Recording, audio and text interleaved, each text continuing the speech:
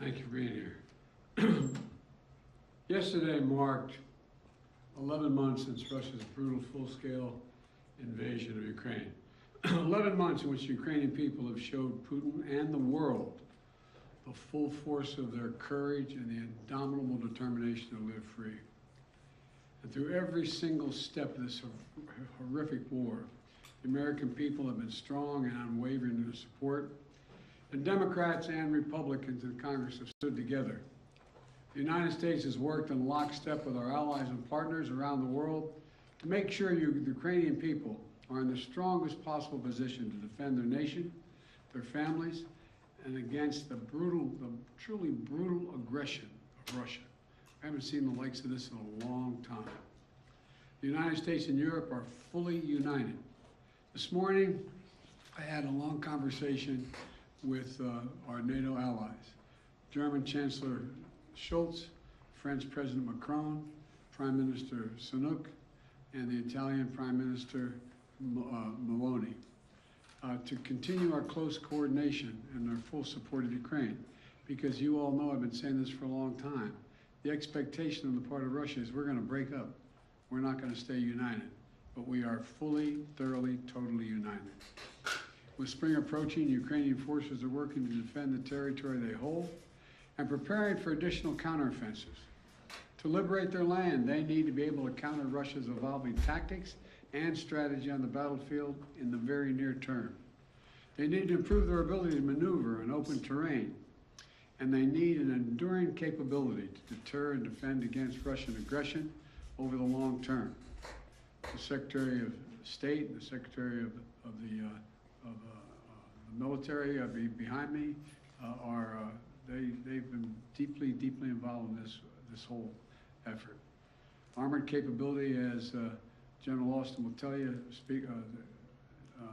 has been critical, and that's why the United States has committed hundreds of armored fighting vehicles to date, including more than 500 as part of the assistance package we announced last Friday. And today I'm announcing that the United States will be sending 31 Abrams tanks to Ukraine, the equivalent of 1 Ukrainian battalion. Secretary Austin has recommended this step because it will enhance the Ukraine's capacity to defend its territory and achieve its strategic objectives. The Abrams tanks are the most capable tanks in the world. They're also extremely complex to operate and maintain. So we're also giving Ukraine the parts and equipment necessary to effectively sustain these tanks on the battlefield. When we'll begin to train the Ukrainian troops on these issues of sustainment, logistics, and maintenance as soon as possible. Delivering these tanks to the field is going to take time. Time that we'll use to make sure the Ukrainians are fully prepared to integrate the Abrams tanks into their defenses. We're also closely coordinated this announcement with our allies. The American contribution will be joined by an additional announcement, including that will be readily available and more easily integrated for use in the battlefield in the coming weeks and months from other countries. I'm grateful to Chancellor Scholz for providing German Leopard 2 tanks and will lead an effort to organize a European contribution of 2 tank battalions for Ukraine.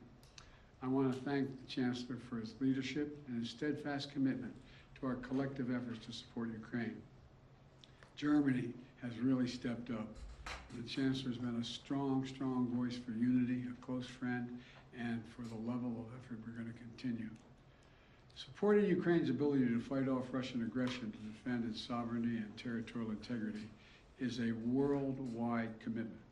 Not just it's a worldwide commitment. Last week, in Germany, Secretary Austin convened the Ukraine Defense Contact Group for the 8th time.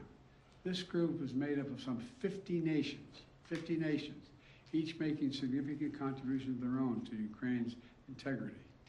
Each fully committed to making Ukraine remain strong and independent and able to defend itself against Russian threats and violence. I want to thank every member of that coalition for continuing to step up. The UK, the United Kingdom, recently announced that it's donating Challenger 2 tanks to Ukraine. France is contributing AMX-10s, armored fighting vehicles. In addition to the Leopard tanks that Germany, like the United States, Germany is also sending a Patriot missile battery. The Netherlands is donating Patriot missile and launchers. France, Canada, the UK, Slovakia, Norway, and others have all donated critical air defense systems to help secure Ukrainian skies and save the lives of innocent civilians who are literally the target of Russia's aggression. Poland is sending armored vehicles. Sweden is donating infantry fighting vehicles. Italy is giving artillery. Denmark and Estonia are sending howitzers. Latvia is providing more Stinger missiles. Lithuania is providing anti-aircraft guns. And Finland recently announced its largest package of security assistance to date. You may remember I was asked a while ago what I think was going to happen. And I said, I let Putin know. He thought that he's going to end up with the Finlandization of Europe. Well, he's got the NATOization of Finland. He's gotten something that he never intended. Together with our allies and partners, we've sent more than 3,000 armored vehicles, more than 8,000 artillery systems, more than 2 million rounds of artillery ammunition, and more than 50 advanced multi-launch rocket systems, anti-ship and air defense systems, all to help counter Ukraine's brutal aggression that's happening because of Russia.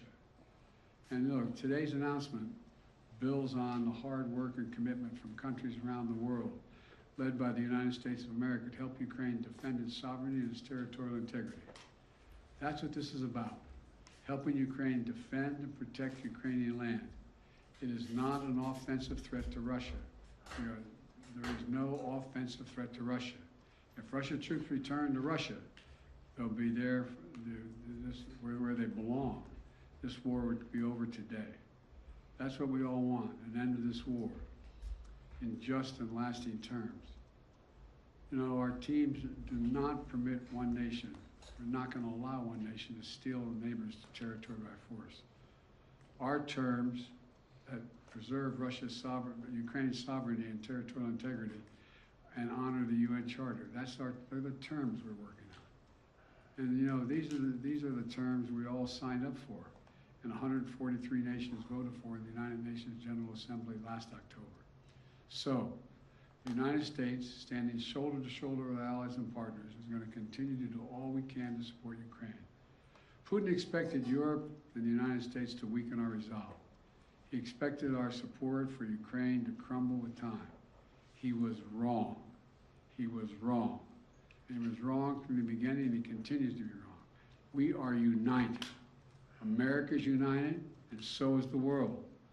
We approach the one-year mark as we do of the Russian full-scale invasion of Ukraine. We remain united and determined as ever in our conviction and our cause. These tanks are further evidence of our enduring, unflagging commitment to Ukraine and our confidence in the skill of the Ukrainian forces. As I told President Zelensky when he was here, and today's his birthday, by the way, in December, we're with you for as long as it takes, Mr. President. Ukrainians are fighting an age-old battle against aggression and domination. It's a battle Americans have fought proudly, time and again.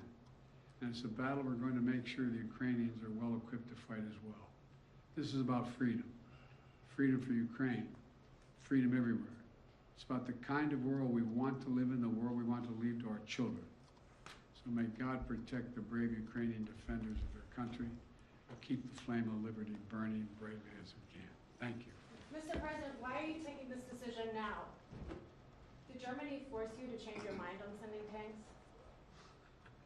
Germany didn't force me to change your mind. We wanted to make sure we were all together. That's what we're going to do all along. And that's what we're doing right now. Thank you. Mr. President, any response to the Pence disclosures of classified documents? Sir, are the searches of your homes completed? Mr. President, when is Jeff Zients starting as your next chief of staff? We searched for Hobeth.